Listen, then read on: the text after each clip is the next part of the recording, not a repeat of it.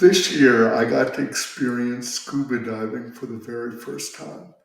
At first, I didn't know if I wanted to go scuba diving, but my cousin Jason encouraged me, and Catherine encouraged me, being divers for a long time.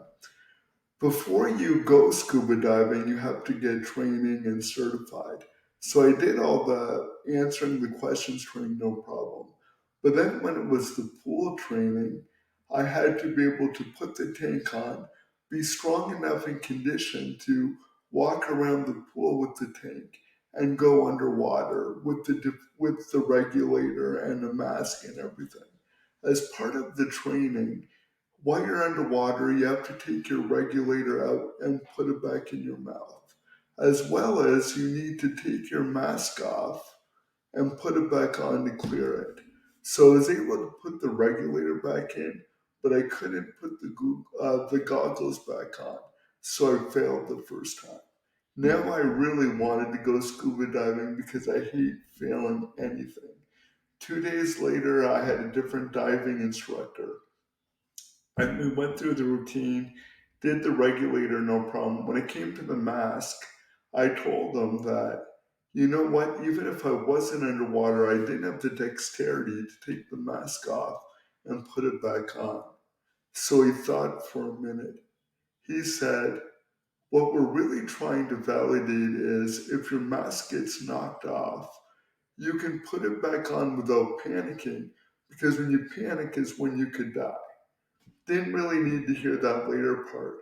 So what he suggested was, while I was underwater, he was going to take the mask off for an undisclosed amount of time and then put it back on.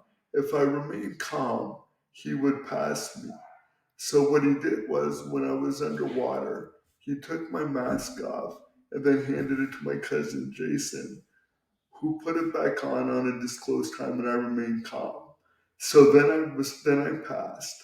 At first I thought they were gonna do a shore dive with me, that they were gonna walk me into the ocean.